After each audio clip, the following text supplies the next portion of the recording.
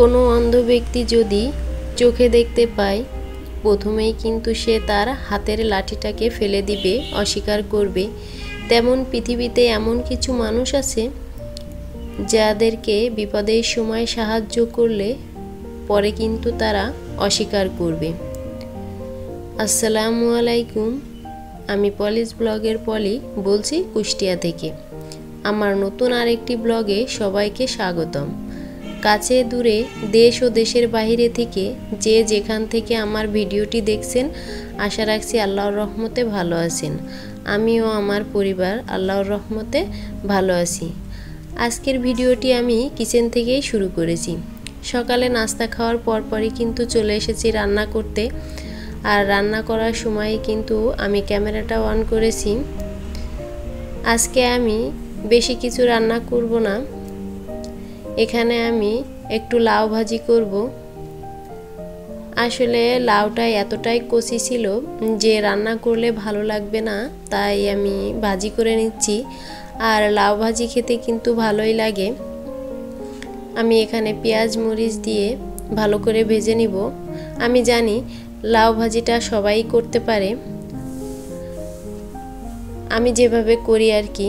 আর এই যে লাউটাকে কিন্তু আমি কিছুটা লবণ মেখে রেখে দিয়েছিলাম, পানিটা ঝরে গিয়েছে। এখন ভাজি করব, তাহলে কিন্তু এই লাউ ভাজিটা খেতে ভালো লাগবে। আর যদি লাউয়ের পানিটা এই তেলের ভিতর বের হতো, তাহলে কিন্তু এটা খেতে হালুয়া টাইপের হয়ে যেত, খেতে কিন্তু তত বেশি ভালো লাগতো না। আমি কিন্তু এইভাবেই ভাজি করি। আর এখনো পর্যন্ত যেসব ভাইয়া আপুরা আমার ভিডিওর সঙ্গে আছেন, প্লিজ একটা লাইক দিয়ে দিবেন। আজকে কিন্তু আমি প্রথমেই লাইকের কথা বলে নিলাম, কারণ আমি জানি সবাই কিন্তু ভিডিওটা ফুল ওয়াচ করে না। তার প্রমাণ কিন্তু আমি অনেক আগে থেকেই পেয়েছি। আর গত একটা ভিডিও দিয়ে আমি আরও বুঝতে পেরেছি, আমি যেই খাবারটা রান্না করি নাই ঠিক সেই খাবারটাই কথাই বলা হয়েছে। তার আগে আমি মাছ রান্না করি নাই, মাছের কথা বলা হয়েছে। এটাতেই কিন্তু প্রমাণ করে দেয় যে কে কে আমার ভিডিও দেখেছে আর কে দেখেনি। তারপরেও আমি আমার দুষ্টু মিষ্টি ভাইয়া আপুদের কিছুই বলবো না। যাদের ইচ্ছা তারা দেখবে, আর যাদের ইচ্ছা না তারা দেখবে না, কিছুই বলার নেই। আসলে সবার যে ভিডিও ভালো লাগবে এমনও কথা নেই। বাজারের একটা জিনিস যদি সবার ভালো লাগতো তাহলে তো হয়েই যেত। বিভিন্ন মানুষ, আসলে মানুষের মন হয়তোবা কালোকে আমরা ঘৃণা করি, কেউ আবার কালোকে ভালোবাসে। আবার কেউ আছে সাদাকে ঘৃণা করে, আবার কেউ আছে সাদাকে ভালোবাসে।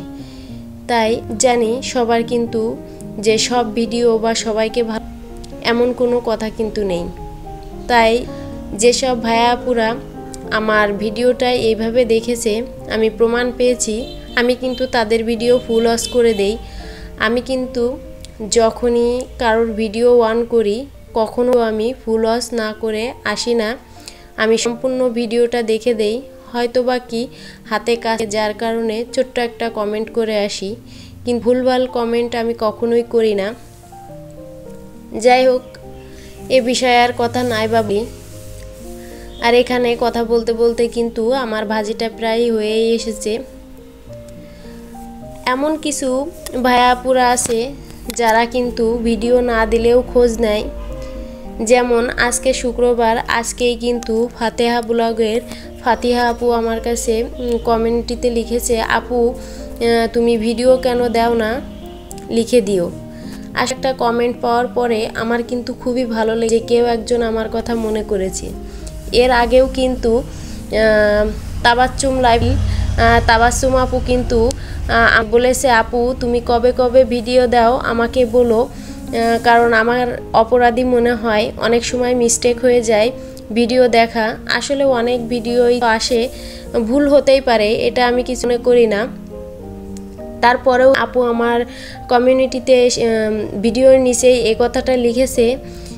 আমার আসলে খুবই ভালো লেগেছে যে না, এখনও কিছু মানুষ আছে যারা ভাবে যে সে আমার ভিডিওটা দেখছে, আমি কেন তারটা দেখব না। এই ছোট ছোট আশা বা ভালোবাসা নিয়েই কিন্তু এগিয়ে যাওয়ার সাহস পাই। আর এই যে আমি পেঁয়াজ কলিটা ভাজি করেছি, মাছ ভাজি করব আর ডাল রান্না করব। আজকে এই রান্না দুপুরে রাতেও খাওয়া হবে, আর রাত্রে হয়তো একটা ডিম আসলে কি আমাদের কিন্তু রাত্রে তেমন খাবারটা ভাত তেমন খাওয়া হয় না, রুটি বা অন্য খাবারই বেশি খাওয়া হয়, ভাত কিন্তু খুবই কম খাওয়া হয়। যার কারণে আমি কিন্তু মাছ এভাবেই রান্না করি।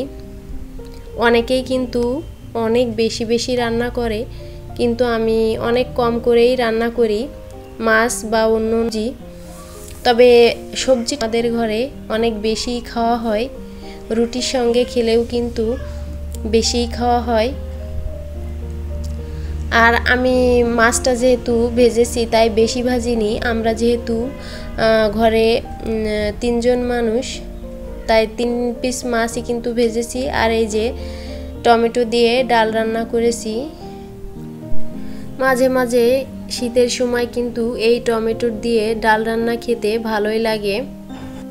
আমার রান্না কিন্তু শেষ হয়ে গেছে। আমি কিন্তু এখন এই যে রান্নার পাশাপাশি চুলাটাও একটু পরিষ্কার করে নিলাম, আর সাথে এই যে নিচটাও একটু পরিষ্কার করে নিলাম।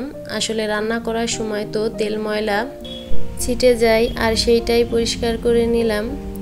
আর এই যে আমি যে ক্যাপসিকাম গাছ আর মরিচ গাছ লাগিয়েছিলাম, মাশাআল্লাহ আমার 2টা গাছেই কিন্তু ফুল এসে গেছে। এই যে অনেকগুলাই ফুল এসেছে। আমি শুধু ভাবছিলাম যে আমার গাছগুলো হয়তো বা এই যে বেলকনিতে আছে কি হয়তো বা গাছগুলোতে ফুলও আসবে না, ফলও হবে না। এখন দেখছি প্রত্যেকটা পাতার ফাঁকে ফাঁকেই কিন্তু ফুল এসেছে। জানি না ফুলগুলো দাঁড়াবে বা ফলগুলো হবে কি না। আসলে অনেক আশা নিয়েই কিন্তু মানুষ একটা কাজ করে।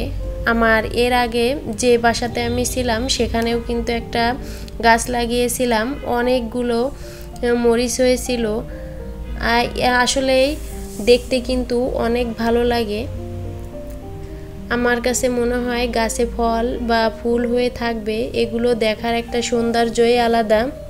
এই যে প্রতিটা গাছের পাতায় পাতায় কিন্তু ফুল এসেছে, 10টা 15টা করে ফুল এসে গেছে। এখনো পর্যন্ত যেসব ভাইয়া আপুরা আছেন, প্লিজ আমি আবারও বলছি, যারা এখনো লাইক দিতে ভুলে গেছেন একটা লাইক দিয়ে দিবেন। আর আজকের ভিডিওটি কেমন হয়েছে কমেন্টের মধ্যে কিন্তু জানাতে পারেন। আর যদি ভালো লেগে থাকে তাহলে আমার ভিডিওটি শেয়ার করতে পারেন। যেসব ভাইয়া আপুরা আজ প্রথমবার আমার চ্যানেলটি ভিজিট করছেন, যদি এমন ব্লগ ভিডিও পছন্দ করে থাকেন তাহলে আমার চ্যানেলটি সাবস্ক্রাইব করে আমার পাশেই থেকে যেতে পারেন। আর পাশে থাকা বেল বাটনটি অল অপশনে সিলেক্ট করে রাখবেন, তাহলে আমি ভিডিও দিলে নোটিফিকেশন আপনাকে জানিয়ে দেবে, আপনি সময় সুযোগ করে দেখে নিতে পারবেন। আর যারা অলরেডি এই কাজগুলো করে ফেলেছেন তাদেরকে অসংখ্য ধন্যবাদ। এখন কিন্তু প্রতিটা স্কুল, মাদ্রাসা, কলেজ সব কিছুই খুলে গিয়েছে, যার কারণে আমরা সবাই কিন্তু ব্যস্ত হয়ে পড়েছি। আর যাদের বাচ্চারা স্কুলে যায় তাদের কথা তো আর কি বলবো। আসলে এই কথাটা বলার কারণ, আমি যেসব ভাই আপুদের ভিডিও দেখি, আমি ভিডিওতে ঢুকলেই মনে করবেন আমি ফুল ওয়াচ করেছি, তবে ডিটেলস কমেন্ট হয়তো বা করতে পারবো না, কারণ ইদানিং কিন্তু খুবই ব্যস্ততার মধ্য দিয়ে যায়। কারণ স্কুলে যাওয়া, প্রাইভেটে যাওয়া সব কিছু মিলিয়ে অনেক ব্যস্ততার মধ্য দিয়ে সময় যায়।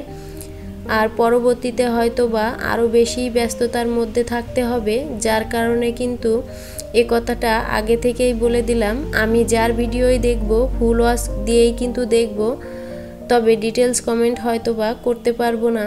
আমি কিন্তু চেষ্টা করি সব সময় সবাইকে ডিটেলস কমেন্ট করতে। আর এই যে আমার গাছের ফুলগুলো দেখিয়ে দিলাম।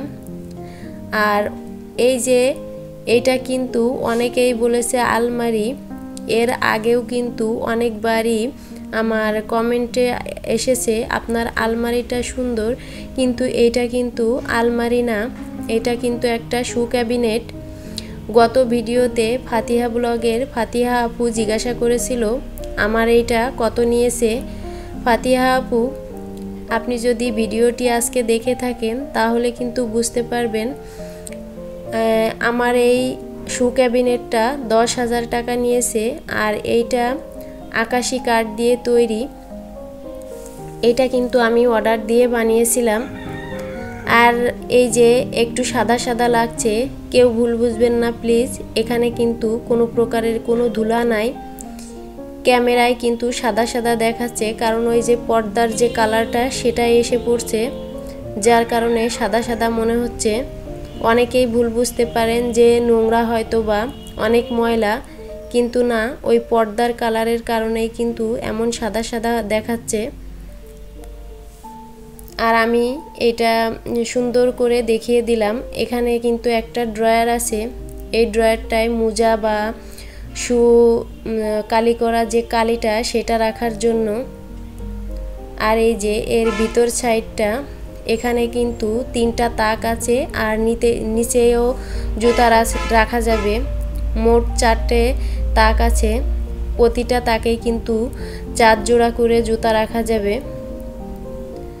আর এইখানে এই যে আমি পুরোটাই দেখিয়ে দিলাম, এটা কিন্তু আসলে একটু বড়, যার কারণে কিন্তু মনে হয় এটা আলমারি। ক্যামেরাতে আসলে ওইভাবে তো বোঝা যায় না, কিন্তু না, এখানে এটা আলমারি না, শু ক্যাবিনেট।